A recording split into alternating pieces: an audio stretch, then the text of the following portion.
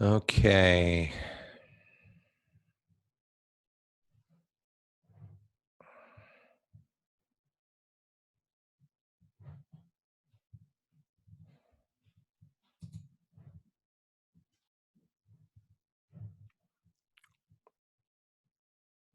I think we got this figured out, or at least I did. Hang on a second, gentlemen. Okay.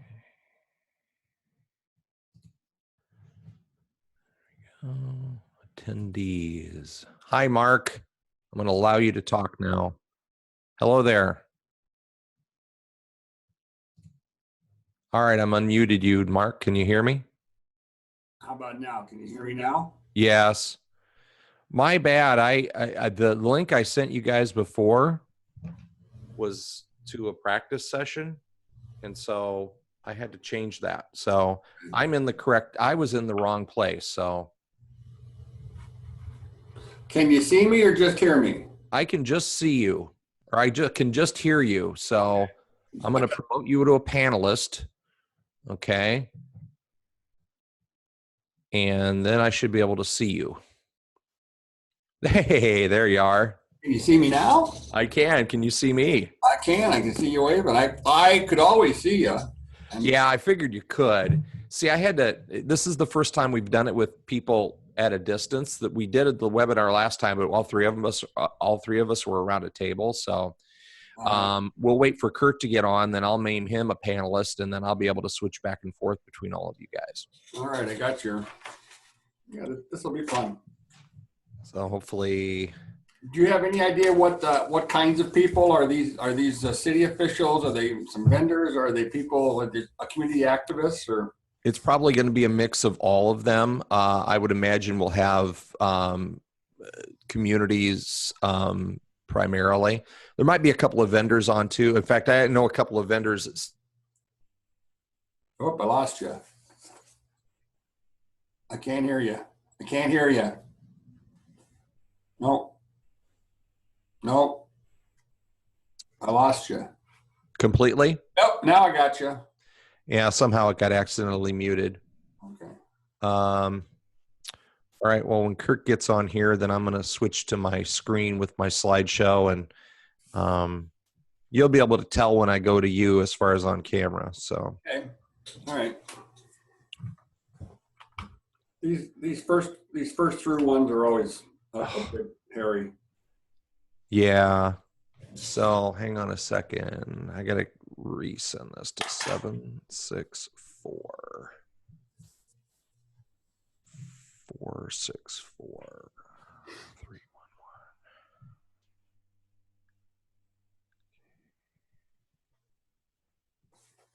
So here's the other thing that might happen, Mark. There's a chance there might not be anybody else on it.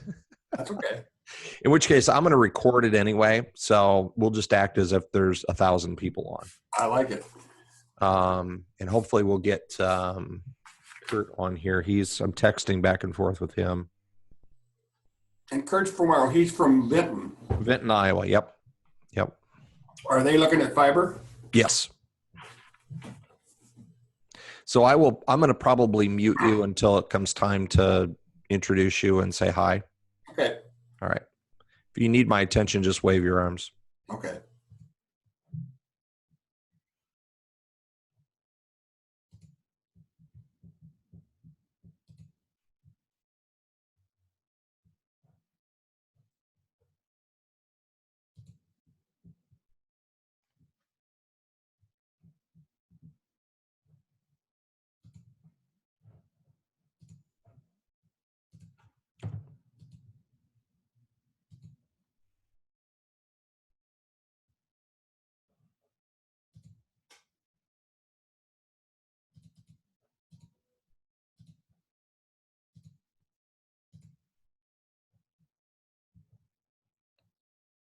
Okay, we got Kurt on now. I just need to go in and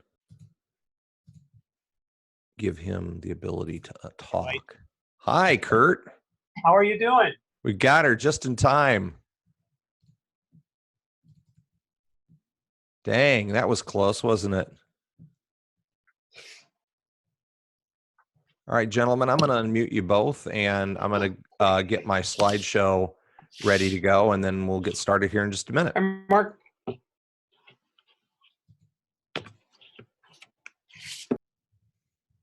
Okay.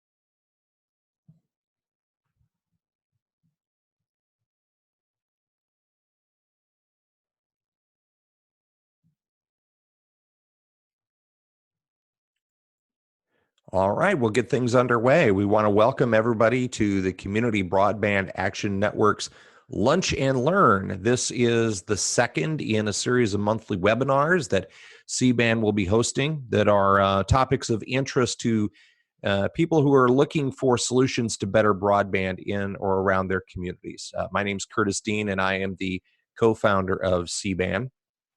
Today's topic is building a consensus for action. And the concept here is that many communities across the country are really coming to a very similar conclusion. And that conclusion is that their broadband choices, their broadband quality, service, and reliability are just not adequate for their needs. And in some cases, in some areas, the broadband service isn't even available at all. Or maybe it's available, but it's too slow to be useful. So in those areas where service is limited, those citizens may be looking at what their options are for better broadband. So if your community has identified that broadband is an issue, then really the next step is to try to do something about it. That something could be a whole range of options. It could be trying to negotiate with existing providers to get better service. It could be attracting a new provider to come into your community and offer service. It could be even building your own network. So today we're going to talk to a couple of different people who've been involved in their communities. Then they came to a consensus that they needed to do something, but then they actually took action on that consensus to help move projects forward. So before we move forward and I introduce our speakers to you, I want to give a big acknowledgement and thank you to the CBAN vendor members. These companies have joined CBAN as our founding vendor members, and they've done a fantastic job supporting us. The CBAN organization has several classes of members. We have community members, and those are folks that are working in their communities to try to bring better broadband to their citizens. We have provider members, and these are community-based providers that are already providing broadband services but are looking for opportunities to spread the wealth, so to speak, to work with other communities, to work with other providers to help make better broadband available in more areas. And then our vendor members, as you see here, these are the people that sell the products, the equipment, the expertise, the knowledge, the brain power to get projects moving forward throughout the various stages of development. So we want to acknowledge them and thank you. I'm just going to read the list alphabetically. The logos are scattered on your screen. You'll see them. I want to thank BDC Group, the Bill Menner Group, Calix, Crystal Clear Communications, DA Davidson and Company, FAR Technologies, HR Green, ICANN Inc., Kilcoff Advisory Services, NeoNova, Patriot Communications LLC, Power Intel, Smart Source Consulting, Wisconsin Independent Networks, and ZTE. So thank you to all of those companies who are supporting CBAN, and these are all companies that will be a good resource for you as your project moves forward, if it moves forward, to try to develop better broadband in your community. So right now I want to take a minute to introduce our guests, and then we'll be turning the attention to each of them. We won't have a lot of slides here on this show. We're just going to be having a conversation with some people who've been through the ringer, so to speak. First of all, I'd like to introduce to you Mark Erickson. And Mark is with RS Fiber. And RS Fiber is an entity in West Central Minnesota. Mark's a former city administrator and economic development authority from the city of Winthrop, Minnesota. And he served there from 2008 to 2017. During that time, he worked closely with the RS Fiber Cooperative Project in Sibley, Renville, Nicollet, and McLeod counties in West Central Minnesota. Prior to Winthrop, he was employed by Hiawatha Broadband Communications in Winona, Minnesota, and worked with communities there to advance building fiber networks in more areas. Mark currently still serves on the RS Fiber Board of Directors, and he is also a former member of the Minnesota Municipal Utilities Association Board of Directors, League of Minnesota Cities Telecommunication Task Force, and the C.K. Blandin Foundation's Telecommunications Strategy Board. So hello, Mark, and welcome, and thank you so much for being part of our little webcast here. Hi, Curtis. It's my pleasure. Absolutely. Great. Also, now I'm going to introduce to everyone Kurt Karr. And Kurt is the principal at Monkey This, a marketing agency in Vinton, Iowa. Kurt has been involved in trying to improve broadband in Vinton for a long time, actually. And most recently, he did so as chair of the iVinton group. And that's a grassroots group in Vinton, Iowa, that has been part of rolling that rock up the hill and finally getting a referendum approved so that they could seek a better solution in Vinton. He's been involved before that even in unsuccessful referendums. We won't talk about those, Kurt. We'll just talk about the successful ones. And iVinton and Kurt and his group continue to work to this day to help move that project forward in Vinton. So Kurt, thanks for coming on. Hey, and Curtis, we have crappy internet here, so it does cut in and out once in a while. So we won't make fun of the fact that both Mark and I have a fiber broadband and you don't. So Don't do that. If it gets choppy, we'll just blame it on the fact that your project's not quite there yet. How does that sound? There you go. All right. Well, hey, I want to begin and turn my attention to each of you first for a few minutes to talk about what's going on in your communities and give us a little background. So I'm going to start with you, Mark.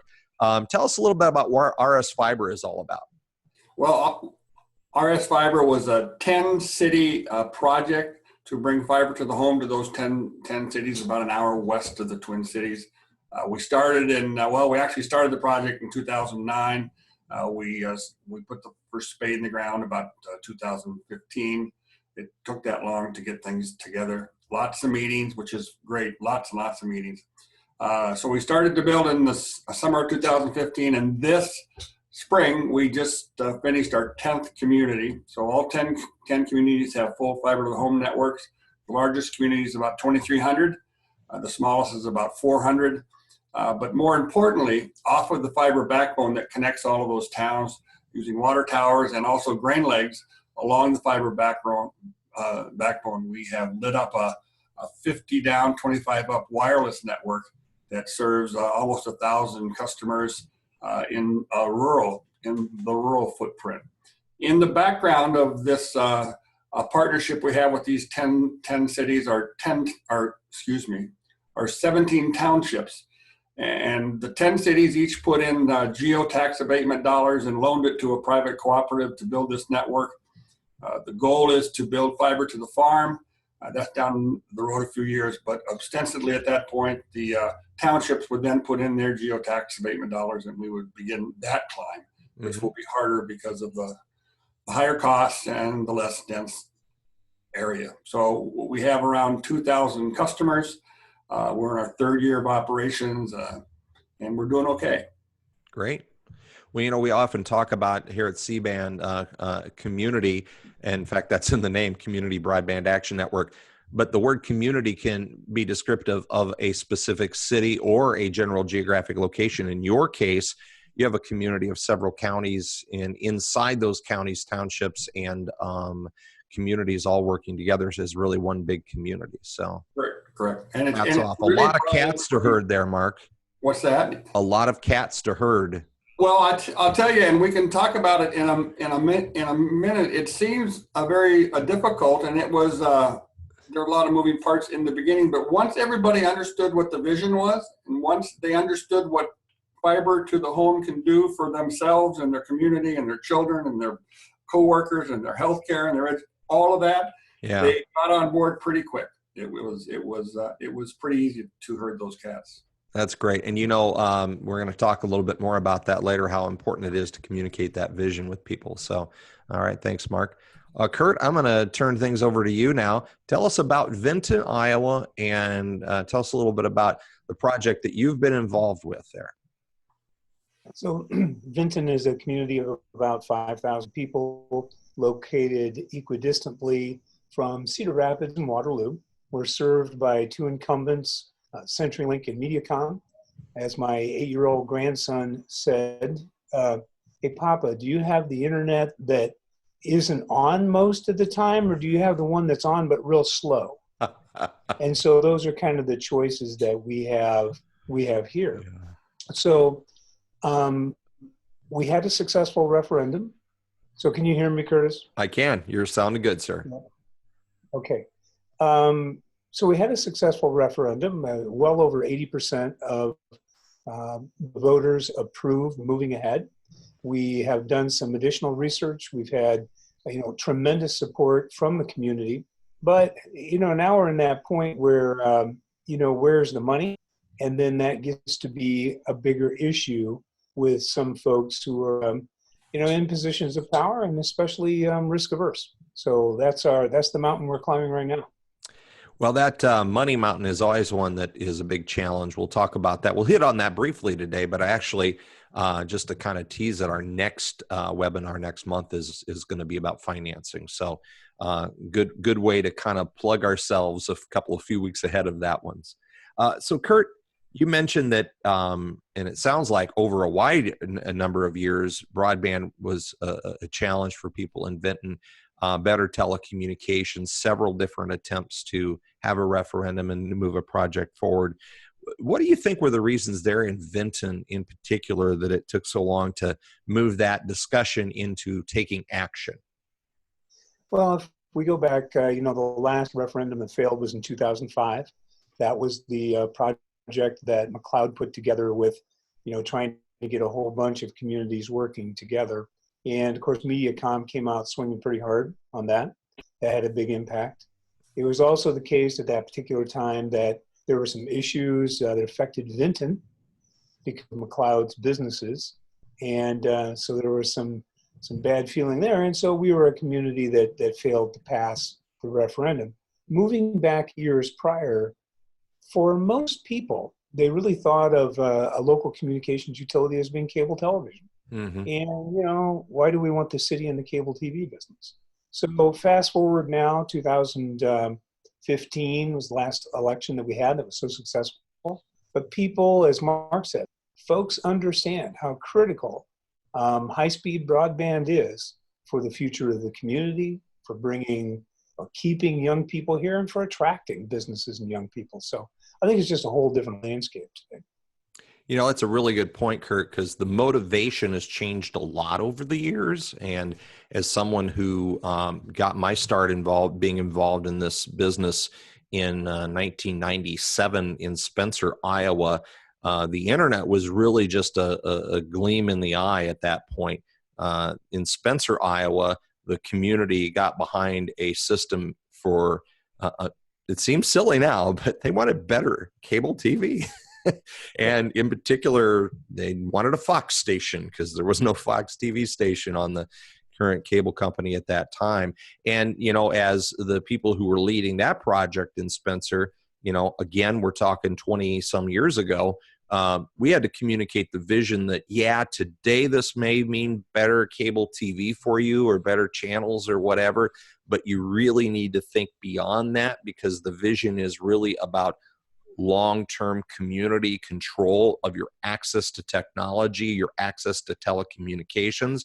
And so we had to keep communicating that message, because we were afraid that if it got down to just, well, what do we want to be in the cable TV business for, that would have never been enough motivation to move forward and spend millions of dollars to build a project.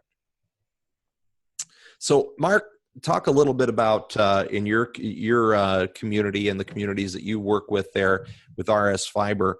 We often talk about that a project, a successful community broadband project, whether it is a cooperative like yours or a city-owned project or even a public-private partnership, you need people that have been called champions, people that are willing to pick up that bucket and run with it, and put in a lot of time and effort for zero pay in order to make these projects happen. So in your case with in the counties that you were working with there, what was the process like to identify the champion or champions that helped move your project forward? And maybe who were some of those people? What were their backgrounds? Well, they're mostly ordinary people. For us, the message that we gave to people is that the internet is the new tool of the 21st century. And if communities don't have it, they're going to be left behind.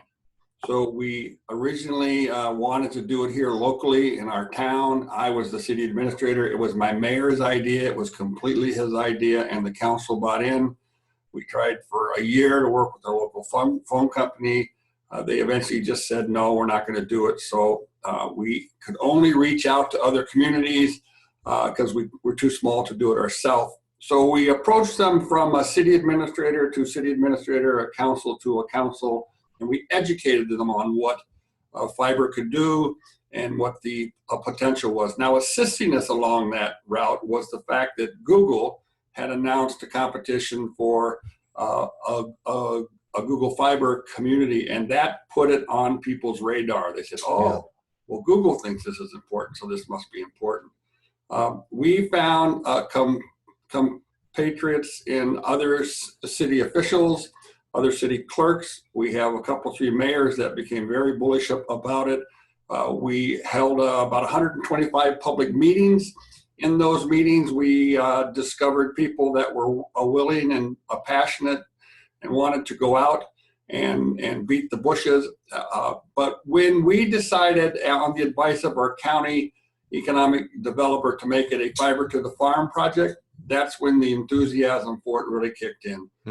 While people in the cities have, what did you call it, Kurt? They have the one that's always on or the one that's kind of slow.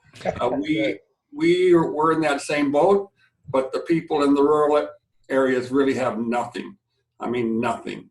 So we got a lot of enthusiastic folks from our rural areas because it was a fiber to the farm project as well.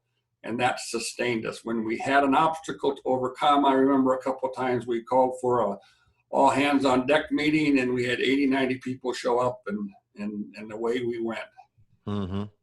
Fantastic.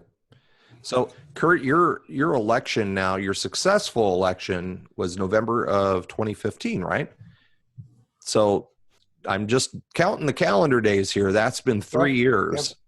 So tell us a little bit about what happened in Vinton from the day of the election, which obviously showed a great deal of enthusiasm to a project, to where you are today, where you're in the process of doing an engineering study and developing plans and specifications, and working on financing.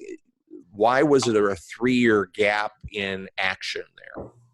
Sure. I think, Curtis, CBAN is at work on the first topic here, and that is that oftentimes, unless there is a lot of experience in the community, oftentimes what will happen is that, it takes you a fair amount of time to understand kind of what the roadmap is.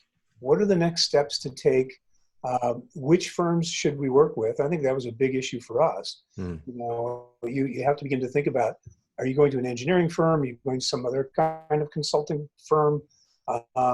understanding how all those pieces fit together is very confusing. And so, that burned through about a year. And then it took 9 months from the time in which we commissioned the feasibility study until we received a product that we had confidence in. I would encourage people not to just take whatever they get, but to work through it and work through it carefully. And then, now we're in the part where it really is kind of coming down to brass tacks. And, just recently, the electric utility approved $350,000 for the engineering component of it. So we're in that phase now. And then the next issue will be, if we can get to bid light. Great. So, Mark, you guys, it wasn't an instantaneous project for you either, but a lot of your reasons why that took a while to really get the momentum going had to do with really with coming up with a organizational plan and a financing plan. Is that correct? It was really the financing plan. We had the Joint Powers Board that formed, and we were going to use revenue bonds in the beginning and hire Hiawatha Broadband to manage and operate the network for us. So we had that pretty well done. We had the feasibility study done, and we were all ready to go. But the bond market kind of turned bad on us. We had a couple local county politicians who didn't like the idea. So at the very last minute, just a couple weeks before our scheduled bond sale on a revenue bond, the county pulled out. Sibley County just pulled out. And that so incensed the rural people and a lot of the city folks that they formed a private cooperative within 24 hours. Wow. To have the backs of the folks in the rural areas, because they thought, well, all the cities are going to go ahead and leave us out. As we looked at a new financing scheme, our advisor said, let's try geotax abatement bonds or long-term low interest, because it really comes down to money and cash flow.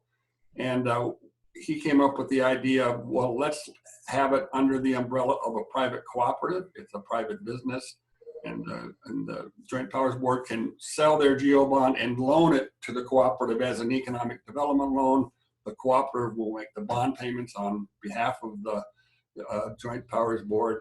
And once we got that figured out, it took another year and a half to kind of work through all of the plans and the meetings, and there's a lot of legal work on the municipal side when you talk about 10 communities doing a conjoined kind of bond offering. So our biggest asset in all of this was the fact that these were local folks who had gone to all of the providers and said, please work with us. And they all said very publicly no. And then we actually said, okay, we'll put the money up and we'll find a way to put the money up, and you guys can keep all your customers and you can operate your network and you can own it at the end of the bond period. That's not what we're in this for. We just want the service. And they roundly again said, no, we're not doing that. When that happened, then the momentum swung, because even our conservative councils said, well, wait a minute. If no one's going to do it for us, then we have to do it ourselves. And they thought the private cooperative was the best route. So up here, cooperatives are aplenty. We have 5 in our town. We have ag cooperative, dairy cooperative, all kinds of things. So a cooperative was familiar to people, and it was comfortable to the bond attorneys, and we just kind of went forward. Now, you were city administrator at that time, right, Mark? Yes. What kind of did you have that discussion, that debate within, say, your city council, your city leadership about should government play a role in this? Because I know that's been a philosophical debate that some communities have had, and that has hurt their attempts to get that consensus to move forward. Did you have that discussion there? Yes, we did, and we had it on several levels. First off, let me tell you that I'm not a big believer in municipal governments getting into the telecommunications business, because it's complicated, and especially small ones. Chattanooga, I understand that. They're large and they can handle it. But small towns, 2,000, 3,000, it's a complicated business. Mm-hmm. That being said, if no one else is going to come to the plate and help them solve their problem, they have every right and ability to do it themselves. what ours zoned in on, we weren't really keen on operating it ourselves. It was how much should the city contribute and how much, and if it should contribute. And that, Right. and that has changed a lot because the business model of the incumbents is an investor-owned business model, and they are unable, not just unwilling, they are unable to make the necessary high-cost investment in these rural communities because they can't get their 3 to 5 year return on investment at 10 to 15% interest. Mm-hmm. The cooperative model works because it's much like a municipal model. One of the principles of a cooperative is they're focused on maximizing benefit to the patron, not maximizing the bottom line. So the business model flipped. Mm-hmm. And in the end, it's a business and it has to cash flow and you have to pay your bills. And that's the only way that we saw was a good way forward with this is let's have a cooperative model and let's focus on maximizing benefit, not the bottom line. Since that time, it was a relatively new concept that cities or townships or counties would put money into a fiber to the home project. I just came back from the Blandon Foundation annual broadband conference that was held 2 days ago, and there are a half a dozen rural counties in the state of Minnesota who have voted to put $5, $6, $7 million into a fiber to the county project. Wow. They have come around, they see, they understand the importance of this fiber to our futures, and they are ready and willing to step up and put cash in, not as a loan, as a grant to a project to make it happen. So good things are happening. The other thing that happened with us is we had the C.K. Blandon Foundation, and they have been instrumental in pushing the needle forward, in educating people, and coalescing communities and individuals around the idea of better broadband, which really, there's no sense upgrading your copper networks. You need to replace them with fiber. Yeah, they really have been a true benefit, a true resource for Minnesotans over the years, that's for sure. There are dozens of projects moving forward in Minnesota that are directly linked to the inputs of the Blandon Foundation, yes. We need a Blandon in about 49 other states, I think. That's Mark. also been said, yeah. So Kurt, on your end, how difficult has it been to keep the volunteers, the volunteer champions like yourself engaged in this process through this long window? Did I lose you, Kurt? Oh, I don't think he's hearing you. Oh, yeah. I think he froze. I think he froze. We'll just move along, just you and me for now, Mark. And if we get Kurt back, well, we do need to explain that Kurt's, in case you missed it at the beginning when Kurt explained it, his internet service is a little subpar. Oh, there he is. Month after month. And so, the younger folks tend to be your number one champion. And oftentimes it's difficult to his uplink is slow. It's not. Yeah. So Kurt, if you can hear us, we're having a hard time hearing you and your picture has frozen. So I'm just going to mute you for now. If I see you moving and waving your arms, it means your connection got better and we'll come back to you. Okay. So be patient with us there. And now it's the Mark and Curtis show, but that's okay. In your case, you had a lot of volunteers helping with this. It wasn't just city leaders like yourself, right? Right. We had over 100 at one point. Sibley County, before they pulled out, they said we want, because we were doing pledge cards, and we had around 35% said yes, and the Sibley County said no. We want that over 50%. So we had 2 weeks to do that, and we had an army of volunteers go door to door in the country and in towns, and they ended up with combined between rural and city, about 56% of the people in the footprint said they would take services. Wow, that's fantastic. How long did it take you to get that 56 commitment? Well, we got 35 pretty easy. It took a few months, and then and our consultant said, "That's awesome. We've never seen anything like that. You're good to go." And then the county said, "Oh no, we want that over 50% because they're politicians." So we had 2 weeks to do that, or maybe 3, and we got that done. And 2 months after and they said, if you get over 50%, we're in, and we got 56%, and they said, we're out. And that just lit people up like. Yeah, it sounds like it. Thank goodness there was another approach that you could take in that county. Right. Kurt, I think we got you back. At least I can see you again, and I can hear you, so that's good. Awesome. What's it been? You had to move to another location, it looks like. Yeah, I did. What's it been like keeping people motivated? I asked you that, and then we lost you, so you're probably going to repeat yourself. But what's it been like keeping people engaged and motivated over this period of time? It's extremely difficult to keep anybody engaged over a 3-year window.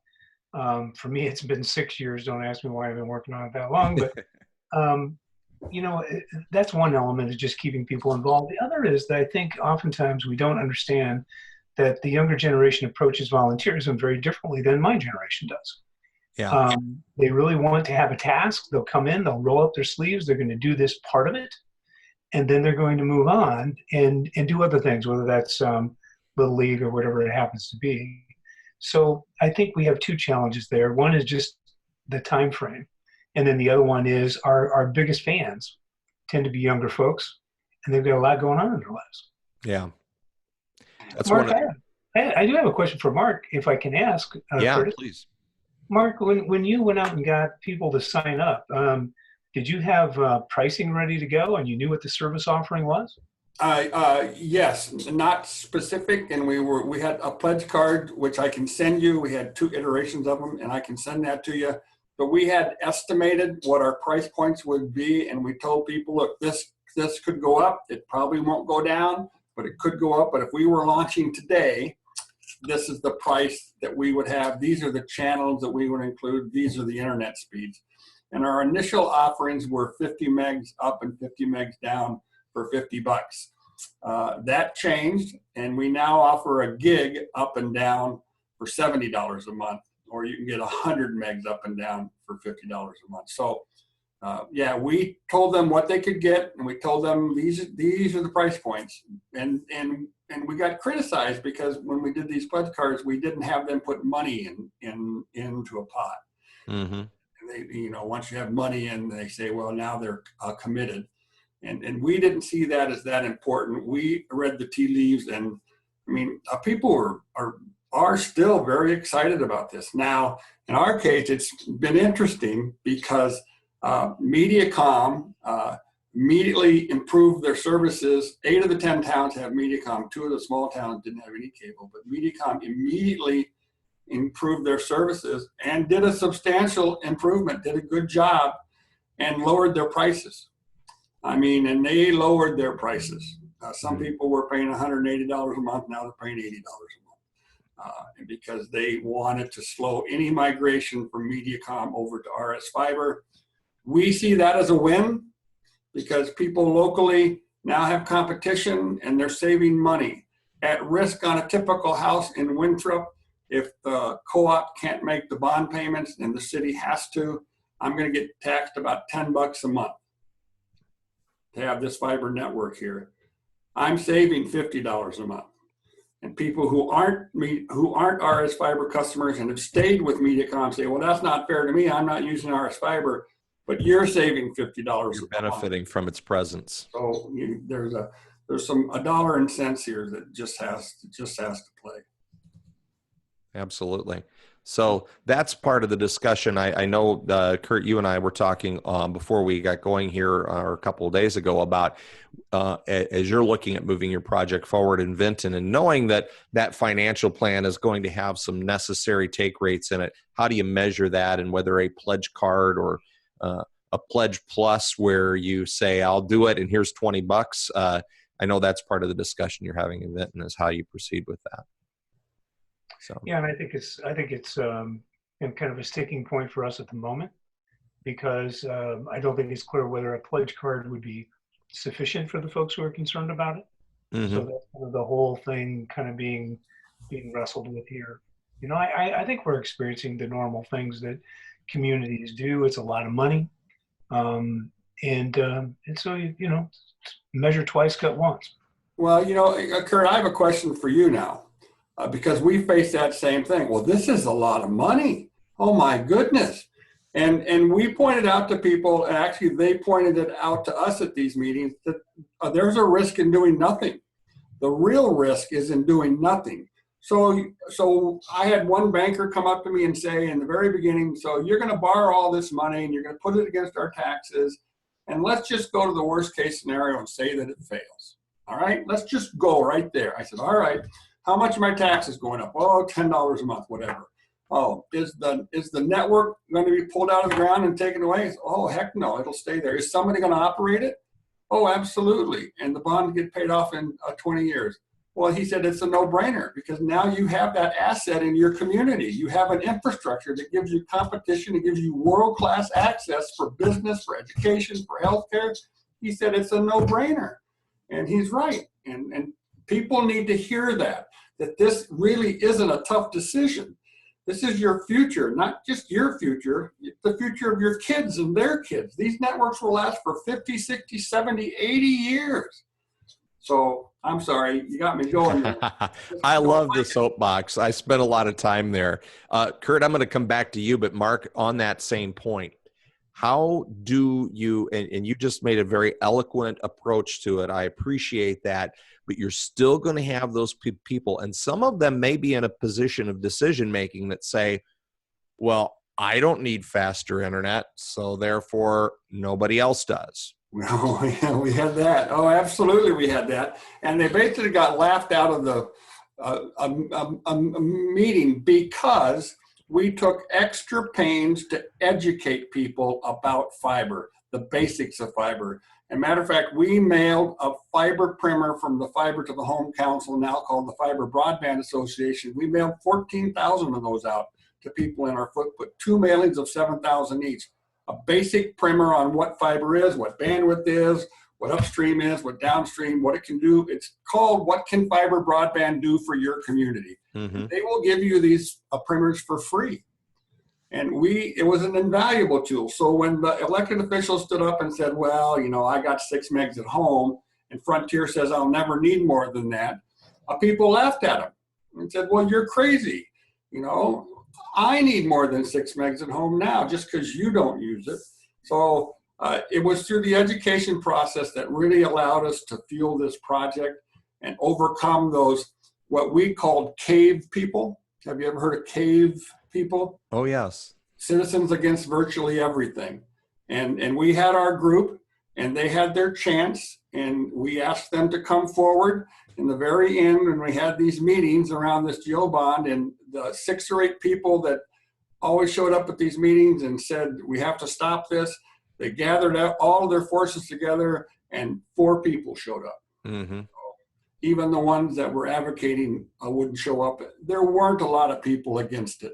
It's not a lot of money because you're comparing that against the future of your community. It's viability. So I'm going to get off my soapbox now, but no, that's fine. We love it up there. It's a good place. The atmosphere is perfect. And, it's measuring the viability, quantifying viability in a small community in rural areas is very difficult to do. And we often see people trying to figure out, well, what makes a small community successful and growing, and how do you quantify what those things are? It sounds like what you guys did is quantified. Part of that equation is broadband. Correct. And because 2 reasons. One, we had a local phone company who wasn't offering broadband, and we had Mediacom who was offering average to poor service at high prices because they had no competition.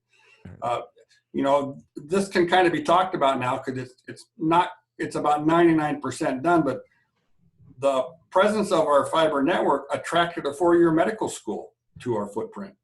100% because of the fiber backbone. That's why they chose to look here. Now, there were other things that there had to be a number of hospitals around and stuff. Sure. But think of that. Think what had happened if we had said, no, we're not going to do this. Look at the opportunity we would have passed up. So we have some difficult days to come with our RS Fiber Cooperative. We're in our 3rd year, and we have cash flow issues, and all startups do, and we're working through those. But we continue to say this was worth doing. and the benefits so far greatly outweigh any risk that is there. Great.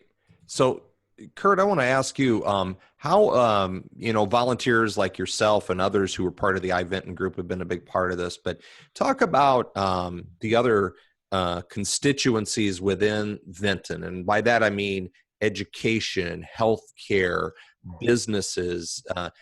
How active have those people been in playing a role in reaching this consensus and helping move the ball down the field? Yeah, absolutely. I think we've had great support from the educational system, school. We've had great support from our hospital. The city council has been very, very supportive from day one. The community has been quite supportive. But if you, if you run into one or two people or so who are exceptionally concerned and they're in the right spot, it can really slow things down. Yeah. So I think we have all the support we need. We just, it's kind of like being on the 1 yard line. It's sometimes a little tough to get it that next one. How much is it, what's the factor of fighting misinformation that may be floating out there as you're trying to get the plan moving forward? You're being hit broadside by either misinformation or slanted information or anything like that. Has that been an obstacle at all for you guys in Vinton? I don't really think so. I think in that respect, it's been pretty easy. And folks are very supportive. The issue just comes down to, there are a very small number of people in the end who are on that board who determine what's going to happen. And if they're not convinced, then it's pretty tough to bring enough political pressure to make that move and to do it comfortably in a small town. Yeah. And you mentioned Vinton's a community of about 5,000-ish, somewhere in that range, right? So Mark, your larger community geographically, how many people are living in those counties and those different communities and townships? About 18,000. It's about a 1,200 square mile footprint. Okay. So you've got maybe a larger potential customer base there, but one of the challenges you're fighting there is the geographical dispersion and the fact that economically you can't go out and run fiber to every farm right away. Correct. So how have you made the decision to stage that project with where the fiber is going first versus a fixed wireless solution? And, have you made a decision about, okay, this is the first farm area that's going to get fiber to the farm? So what we did, it just was a kind of a natural progression. We engineered the backbone for all 10 towns, and it's a big circle with some towns in the middle. And so there's backbone between all those communities, and each community has a water tower. So we ran fiber to the water tower, and the first town that got built out, because there has to be a first, was the first one that put up the wireless. And the next town was the next one to put up the wireless, and we just kind of grew it that way. Wireless is a wonderful tool if you don't have anything. It's great, 50 down, 25 up with no data caps, and real low latency around 15 milliseconds. That's good. It is important. So it was Hiawatha Broadband who came up with the idea of during phase one, let's use some wireless to get some cash flow from our rural customers. The townships haven't put any money in yet; they're customers, and so they made the decision, and the co-op board readily agreed to it, and that's what we did. Well, now, Mark, you're talking about Hiawatha Broadband, a big partner for you there. In RS Fiber. Back to you for a second, Kurt. How important has been identifying potential partners in moving your project forward? Because I know a lot of communities, it's a very daunting task. When they start talking about building their own fiber network, they immediately start thinking of, well, we're not engineering people, and we don't have trucks, and we don't do this, and we don't have all that stuff. So how's that been for you guys in identifying partnerships? Has that helped momentum? Just a second, Curtis. You're being called away, I could see. No, I'm fine. I just had somebody that needed to go through. Okay. I'm in a weird spot. So, I mean, for us, we don't want to invest in a telephone switch. We don't want to invest in an IPTV head end. And so finding the partners who are able to take those kinds of things over for us have been extremely important, because in a community of 5,000, we really can't afford that infrastructure. Mm-hmm. So spending time trying to figure out who's going to be a good fit. Like Mark, our first thing was to go to the closest telephone co-op and really worked hard to get them interested, and they just weren't. So, yeah. And that's a common theme for communities that I've worked with over the years. Is same thing you had there, Mark, is that it's just not in their long-term business plan, or they can't make a business case to do anything. So you end up having to go around them. So, all right, we're gonna get close to wrapping up here, gentlemen. So I have a little housekeeping at the end that I need to save time for, and we might also have some questions here from our attendees. Hey, attendees, if you're listening here, well, I hope you are, because if you're not, you're wasting your time. If you have a question, you can use the chat window, and you can type in your question, and we'll address those here at the end. But I'm going to ask each of you, if you could, for a second, to kind of, look in the rearview mirror, be that Monday morning quarterback that sometimes people are, even when you don't want them to. And what are maybe the top 3 things you would have done differently if you could do them over again? Me? You want me I to said go? 3, not 30 now, Mark. You just got to hold it down. We would have agreed on a cooperative model much earlier. That really because we have private lending with ours as well. We have the GO bonds. We had $1 million grant from the state from the broadband office, and the rest was from private lending. And to make the bankers comfortable with the risk level was a blend of the provider, the engineering firm, and just being comfortable with the whole thing. And the business model of a cooperative is a much better fit. The other thing we would have done is we would have, looking back on the education campaign, we would have pushed back harder on some of the misleading information that came out. I mean, you just can't let that stuff germinate out there. We had Frontier send our county commissioners a letter once that said, these community activists are talking about this fiber network that's going to have gigabit speeds. Our copper networks deliver speeds faster than that. Our copper networks can deliver faster speeds than any fiber network. And the elected officials go, oh, yeah, the phone company wouldn't lie to me, would they? So it's just kind of, as you look back, cutting through some of the BS that was there that could have saved us some steps and some time. Great. Well, that was only 2, but I'll let you off the hook. Those are 2 big ones, Mark. If you think of another one, just yell. Kurt, do you have 3 or do you have more? And if you have more, then just limit it to 3. Yeah, I think really just one big one, Curtis, and that is understanding.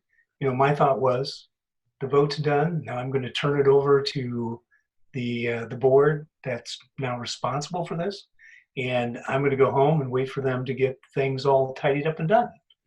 And now we're 3 years in, so I think being caught somewhat flat-footed when the election was over and thinking my role in particular and my group's role was done was certainly a mistake. Yeah. So it took.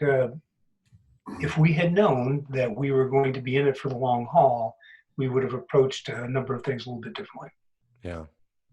Well, hindsight is a wonderful thing, but it usually isn't very effective at changing the past. So, one thing that I would encourage communities today is to leverage this phrase called fiber envy, because we've been called by a number of communities and counties and townships around the area that are quite jealous of the fact that we have this connectivity and they want to know how they can get it.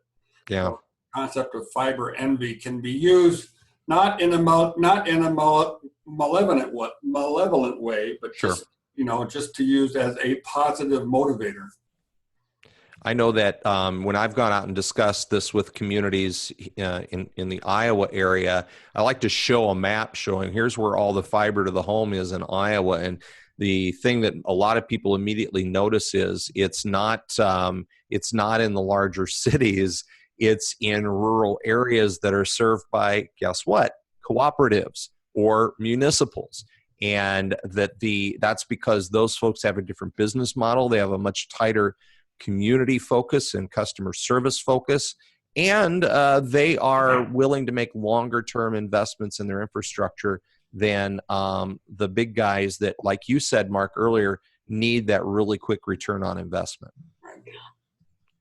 So, gentlemen, I want to thank you so much for your time today. Mark Erickson, coming to us live and in color from, you're in Winthrop, right? I'm in my office in Winthrop, right? Fantastic. Well, thank you so much, and enjoying semi-retirement, I understand. I am. It's kind of fun. Well, that doesn't mean I won't take advantage of your brain once in a while and ask you to participate in things like this. So I appreciate your time. Please do. And Kurt, coming to us live from, I think, his hallway at his office there at Monkey This. Curtis, I think my internet finally just died. Okay. Well, that's all right because we're wrapping up. You have a great day. All right. And again, thank you to our guests here on our CBAN Community Broadband Action Network Lunch and Learn, Building a Consensus for Action. I do want to, for just a second, show a couple of other things that are of interest and things that are coming up here at CBAN.